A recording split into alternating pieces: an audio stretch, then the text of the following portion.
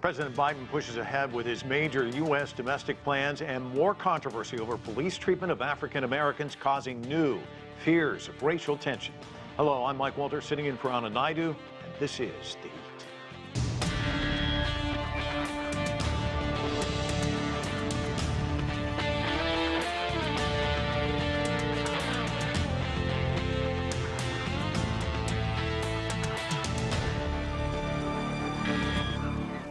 Members of the United States Congress are back in Washington after the Easter break, and there is a lot on the agenda as President Biden tries to move forward some of his major domestic priorities. President Biden wants Congress to approve his massive $2 trillion infrastructure and jobs plan that he recently outlined. Another big issue for the Biden administration is immigration, with a growing crisis at the U.S. border with Mexico, where large numbers of children are being detained after crossing illegally into the country. We'll talk about all of this a little bit later on in the show, but we begin with new controversy involving another police shooting of an African-American motorist and the arrest of a Black Latino Army officer by Virginia police. To discuss all of this, joining me from Maryland is Democratic Party strategist Joel Rubin. He's a former U.S. Deputy Assistant Secretary of State during the Obama administration. Also with us from Washington, D.C. is Adolfo Franco. He's an attorney and Republican strategist. And joining us, too, is Rafael Bernal. He is a writer for the political newspaper The Hill. And also joining us is political analyst Steve Chaggaris. I want to welcome all of you to the show. Steve, let's start with his second lieutenant. He's in his Army uniform. He's pulled over, goes to a well-lit area. He sticks both of his arms outside the car window to show them to the police. And yet things escalate. He keeps asking, why are you stopping me? Why are you stopping me? And eventually the police officer fires pepper spray in his eyes. We're going to show some of the video. We're not going to show all of it, but this is him wincing after he got hit with the pepper spray. Let's watch. Take your seatbelt off and get out of the car. You made this way more difficult than it had to be. Get on the ground. Get on the ground. Can you please talk to me about what's going on? Can you please talk to me about what's going on? Why am I being treated like this? Why? You're not cooperating. Get on the ground. It's pretty tough to watch this, Steve. One of those Windsor police officers was fired. The Attorney General of the state and the governor are both speaking out about this. But it's worth pointing out also that this second Lieutenant Nazario was not doing anything wrong during the stop. But Biden has this agenda. He wants to hit these signature issues, and yet we've seen this with the mass shootings. There was another one of those today in Tennessee. We've got this issue of police conduct, racial tension. How does he kind of, I guess, thread the needle in a sense, deal with these issues, but still continue to push his signature issues forward? Well, you heard the president talk about this during his press conference a couple of weeks ago when he was asked, I think it was about guns or immigration, I can't remember which issue, about what is he going to do about that in terms of legislation. And, you know, his answer was, we take things as they come. There's timing for everything. And in their minds, the timing right now is to deal with infrastructure. And that's what they're going to focus on this week and in the next several weeks in order to get this done. And these things will crop up. Joe Biden's been in Washington for many, many decades. He understands the cycle of these things. These are issues that aren't going away. They're not new. This police incident is just the latest in a series of incidents. Biden's been talking about it since he was a candidate. He's been dealing with it as president, just as you deal with deals with the gun issue, deals with the immigration issue. These are issues that crop up. They don't get answered and solved very quickly. And Biden seems to have the mindset that he knows they're not going to be solved quickly. You deal with them as it happens. There will be a time to try to solve them. But right now, in his mind and his administration's mind, is this isn't the time to do it. They have other priorities at the moment. And Rafael, Steve says these are things that are cropping up, and again, cropping up right after on the heels of this video being released. Of course, we're seeing video that's coming out of Minnesota. This is about 10 miles away from where the Derek Chauvin murder trial is underway. A 20-year-old driver, again, a minor infraction, pulled over. The police are saying that basically the officer thought they were picking the taser out and shooting the suspect with the taser. Instead, they shot this young man with a service revolver, and he was killed. The police chief says it was an accident. The president is also weighing in on this shooting. Let's listen to what he had to say. Prayers with their family. It was really a tragic thing that happened. But I think we got to wait and see what the investigation shows, and the entire investigation. You all watched, I assume as I did, the film which is fairly, the body cam, which is fairly graphic. The question is, was it an accident? Was it intentional? President being very measured there, but there's outrage about all of these incidents. And as you know, there on the Hill, the George Floyd Justice and Policing Act was passed in the House.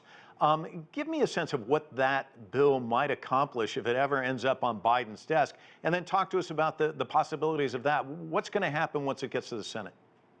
Well, the idea of a bill like that is, of course, to address the chronic issues behind policing in America, and specifically, in this case, we see an issue with training, obviously. If that was indeed the mistake that the police officer made, it seems reasonable to say it's an unacceptable mistake. But there's also the issue of systemic racism. And of course, there's a lot more support on the Democratic side than on the Republican side into how this bill hopes to accomplish that. Now, the chances of any bill like this ending up on Biden's desk are extremely low with a super divided Senate, with Democrats sort of confronting their own priorities among themselves without even counting, the having to get 10 Republican votes for almost any legislation to get through. So you see a Joe Biden who has a very different way of managing these situations than his predecessor, and it is absolutely right that he understands that you cannot hope to solve every one of these issues as they come along, but the chronic issues facing the country did not disappear, and anybody who expected them to disappear was incorrect just because President Trump stopped being president. These issues continue and will continue to affect the nation. And Joel, Rafael mentioning systemic racism, the Pew Research Center estimates there are about 50,000 traffic stops occurring every day in the United States. And a distinguished political scientist, Frank Baumgartner, wrote a book called Suspect Citizens. He looked at millions of these traffic stops, and I don't think this is going to come as a surprise to you. You and I are not the people being pulled over. They look a lot more like Deontay Wright, the young 20-year-old who was killed. And some of these police departments are actually scaling back these traffic stops for these minor infractions. And Baumgartner looked into that as well. He found that these reforms are actually pretty effective. It actually reduces crime. So these are changes that seem like they wouldn't need legislation. Why aren't they occurring? Well, Mike, there are a couple of ways to go about this. First and foremost, this trigger-happy, violent reaction-first mentality that we've seen in these two cases you are talking about here is completely inverse from how we should be doing policing in this country. We should not have our police immediately assume lethal force is the best way to deal with someone that they pull over, let alone the fact that they're pulling over people because they're profiling them, which is clearly what happened in these cases. But, policing is in many ways a state and local issue, and reforms are scattershot around the country. For example, in Minnesota, we have a police department, a police chief. They're talking about the Derek Chauvin murder of George Floyd in ways that demonstrate they get it, that they understand that things need to change. The police are testifying, saying that they understand that there were a protocol not followed. And so it wasn't necessarily about training as much as about mentality. But I also want to point out, I think it's very important to point out that Republicans in Congress are playing a cynical game. They are holding up key Department of Justice appointees who would be on point for leading the charge to reduce systemic racism in our police departments at a national level, and would be there for civil rights issues and handling these cases. They're being held up by Republicans in a very grotesque partisan manner, not allowing the American people to get the kind of leadership we need to move past this and get better policing for all of our citizens. Adolfo, you look like you wanted to jump in there. Well, I have a completely different view. If we have systemic racism in the police forces in this country, then the majority of black people are racist. Since the majority of the police force in America in its totality, and certainly in the larger cities, are comprised of minorities, of blacks and Latinos. The police chiefs of all the major cities in the country are minorities. They lead these departments. This is a country of 330 million people. As horrible as these incidents happen, I don't know the facts in either statements, and my friend Joel doesn't either, so we have to see this. So there is still due process in America. But assuming the worst case scenario, yes, there are going to be issues involving unacceptable police practices, just like there are unacceptable practices by doctors and lawyers and anybody else that's entrusted with the lives of individuals. So the idea that there's a systemic racism in the police is just absolutely false. What this has led to has been a catastrophe in our major cities with the attacks on the police and defunding police, evidenced by the rapid crime rate increases in New York City, Washington, D.C., Minneapolis, Portland, and Seattle. So this is the shame, Joel, is not on Republicans, it's on Democrats who are politicizing isolated incidents. The vast majority of arrests in America are absolutely appropriate. According to federal figures, less than 30 people died unarmed in the hands of the police, and the majority were not minorities in 2020. That suggests to me that there isn't this horrible systemic racism in this country. It's just a lie. I beg to differ significantly on that. And the idea that somehow we're watching people of color being pulled over and being on the receiving end of treatment at a disproportionate rate that is violent or that is dangerous, as we're seeing just in these videos, is nonsensical. There is a systemic problem here. That doesn't mean all police are bad. That doesn't mean that we don't like American police to protect our communities. We do. But systemic means that there have to be structural reforms to ensure that the kind of biases about policing don't continue. That needs to be addressed, and we need to accept the fact that there are biases that have been plaguing Black and brown communities for decades upon decades upon decades. And while it may not be comfortable to see it now and accept the fact that's happening, that is a truth that many white Americans, frankly, have not been willing to accept, and it's past time we do. Adolfo, let me shift gears a bit and talk about another issue. Congress back after the Easter break, and of course today the U.S. president had a bipartisan group come over to the White House to talk about its infrastructure plan. It's a $2 trillion deal. Here's the president talking about how basically infrastructure has evolved. Let's listen. 200 years ago, trains weren't traditional infrastructure either, until America made a choice to lay down tracks across the country. Highways weren't traditional infrastructure until we allowed ourselves to imagine that roads could connect our nation across state lines. The idea of infrastructure has always evolved to meet the aspirations of the American people and their needs. Of course, he's referring to broadband. So many people don't have it.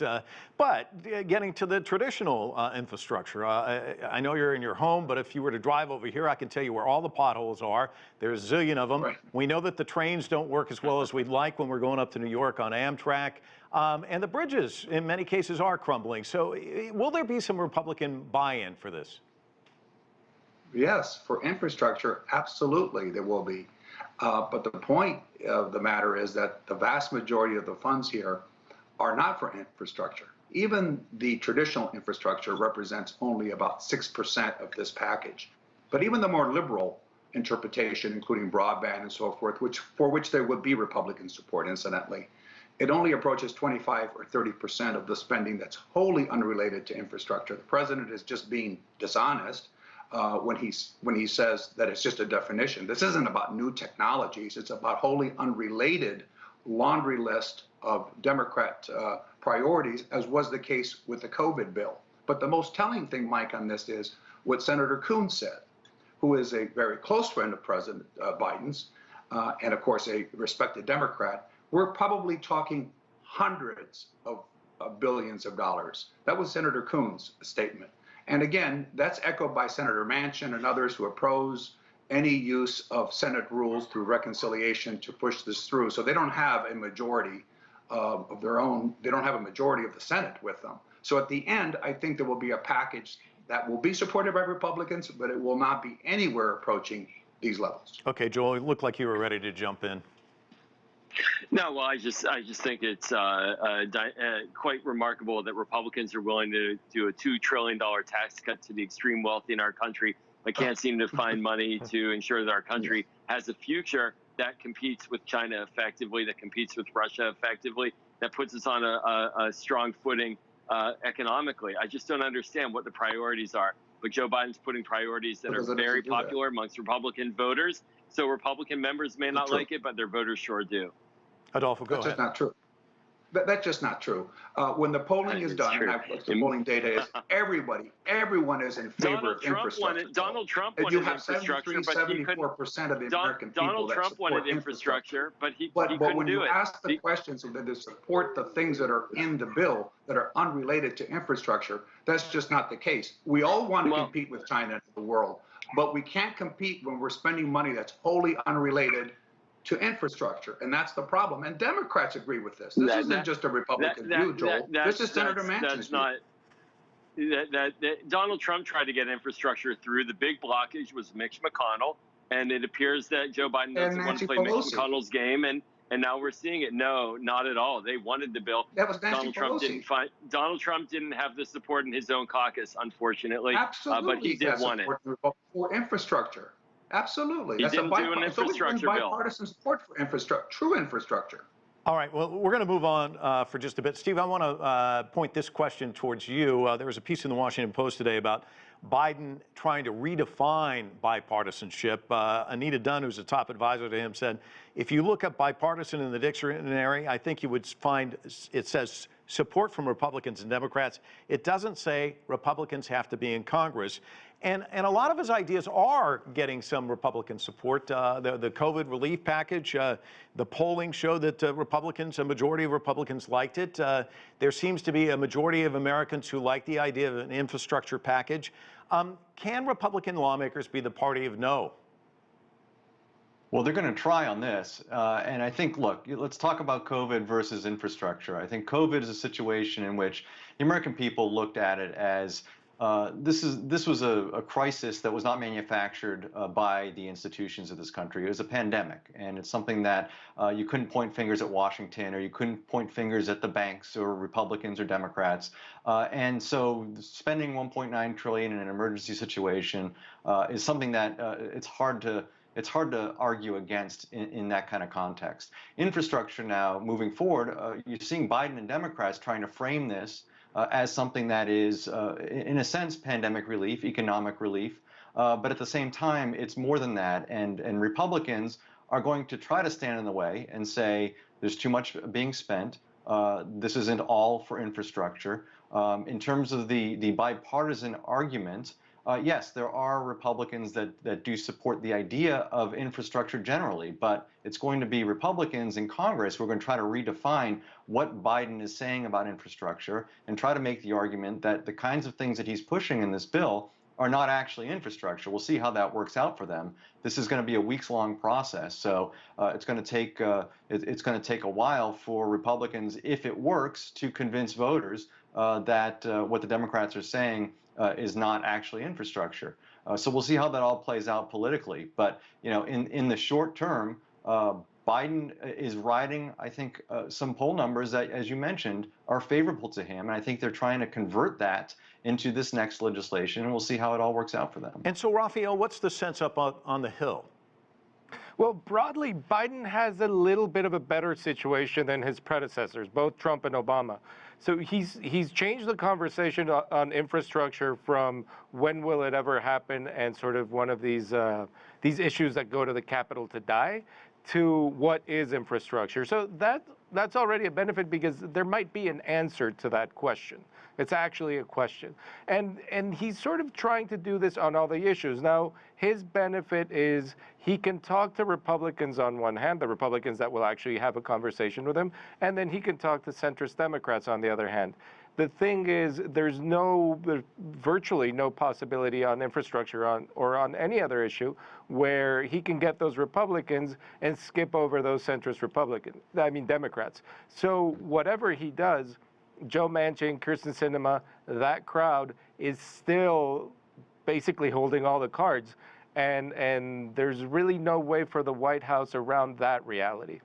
And Joel, Well, talk and to us.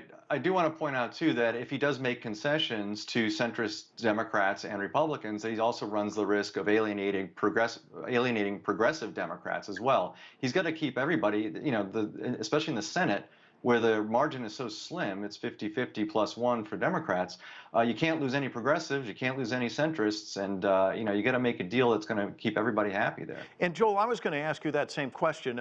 You saw the Republican Party where the Tea Party went in one direction, you know, the conservatives you normally saw at the country club were at another, and this fracturing of a party. The Democrats have similar issues. I mean, Steve just pointed out, you've got Bernie Sanders in the Senate, but you also have Joe Manchin, and they have very different states that they're operating in. How does he bring that coalition together and keep it together? Well, so far, so good. And I think what we saw with the COVID relief bill was that exact tap dance. Remember, Democrats, we believe in government. We actually believe that you don't have to destroy the American government to help the American people, which is opposite what Cruz did and the Tea Party did. And even John Boehner in his recent book has spoken about how they were knuckleheads for trying to destroy the government to get somewhere. So we aren't the party of the knuckleheads. And I think that means that we're going to see a lot of hard negotiating. But Democrats are moving in the same direction because there is a political imperative. Going to this narrowness, there is a sense amongst Democrats that the only way that we will continue to stay in power in Congress after the next elections is by delivering results, which is why you see Republicans understanding that they may like some of the substance, but they can't allow Democrats to be claiming victory legislatively. So that's why they're voting in unanimity against these good bills that their voters support. Democrats need to deliver. Republicans need to stop that delivery. That's why you'll continue to see coalescing and coming together on the Democratic side. Rafael, let me ask you about his strategy, because he's definitely going big. This is such a bold agenda, sweeping pieces of legislation, big price tags. Some are comparing him to Lyndon Johnson and FDR. Talk to us about those comparisons. So I think Biden basically looks at two presidencies and sort of an asterisk on Lyndon Johnson, with a side eye on Lyndon Johnson. And those two presidencies are FDR and Obama. FDR on what to do and Obama on what not to do. He wants to pass this big jobs package. He wants to prove that government can solve problems through spending. It can reignite the economy. It can catch this upwave coming out of the pandemic. He doesn't want to be like Barack Obama, which is interesting since he was part of that administration. He doesn't want to be like Barack Obama, who basically negotiated against himself from the beginning, and from then on, like, had suffered at the polls and suffered through elections, and made the party suffer with him, and essentially made the current Republican Party as it is now, allowed for it to happen as described in John Boehner's book, frankly. You know, Adolfo, every president has their agenda, and then they have a crisis or crises. Right now, we're seeing with Biden, there is an issue cropping up. Of course, this is the migrant crisis at the border, Republicans seizing on it. Talk to us about this, these unaccompanied minors coming into the country. How much of a problem is this going to be for the president? Well, I think it's a disaster. It is a catastrophe, despite all the efforts by the mainstream media in the United States not to cover it the way they would have covered it if this were a Trump administration.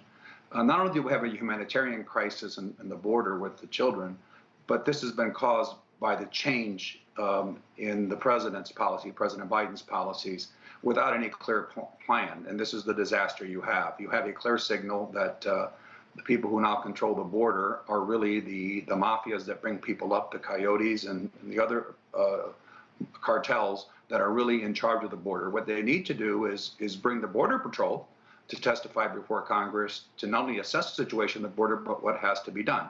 Clearly, the Remain in Mexico policy being removed overnight caused an enormous crisis. Now they have a situation that's not only humanitarian, but trying to ship children around the country at taxpayer expense, at hotels, giving them all kinds of treatment that a lot of ordinary Americans without work do not receive. And since we hear so much about COVID and his concerns about spreading the COVID virus, we have a COVID crisis there with 10% positive rates and people being shipped, again, in many cases not even being tested. What to do about it is this administration is going to have to eat crow and reinstate many of the sound policy, as not only of the Trump administration, but the agreements we had with Central American countries and Mexico. We're being criticized by the country of Mexico for the policies we now have implemented in the border that have caused this catastrophe. And it's all the president's doing. And I would remind my fellow guests here, Donald Trump was elected in 2016 largely on the immigration issue. Rafael, let me ask you about Capitol Hill on this issue, because we haven't seen immigration reform since the Reagan years. We did have the Gang of Eight. That was in 2013, a bipartisan group of senators. They were able to get some legislation through the Senate. It died in the House. Is there any appetite on Capitol Hill to do something about this problem, which has been a problem in both Democratic and Republican administrations? There's an appetite, but it is an issue that is too difficult for an opposition party not to over-politicize. The Democrats have done it. The Republicans have certainly done it since John Boehner was forced not to bring that bill you mentioned to the House floor. And it's just one of the most difficult issues for Congress to take on. There are two bills that are bipartisan that have passed the House. I don't think they stand a great chance of getting to 60 votes in the Senate, but it's also very hard for Republicans to keep the system that's been clearly broken for the past 30 years at least, if not the past 80 years, and argue that it's exclusively Biden's fault. This is another one of those chronic issues that short-term fixes, like the Trump administration tried, are not going to fix the core issue. Steve, we've got about a minute left. Let's talk COVID for just a minute. About 20% of Americans fully vaccinated. We've got vaccine supply expected to outpace demand pretty soon, more than 3 million doses a day, and yet we're still seeing some spikes. How is Biden navigating all of this?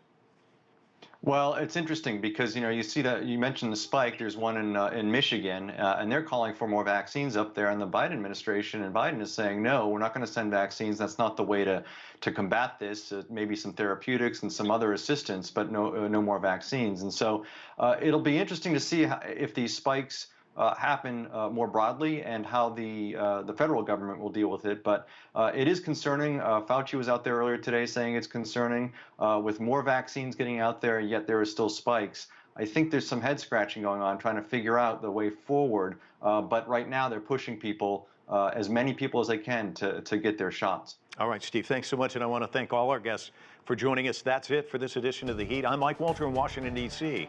Thanks so much for watching.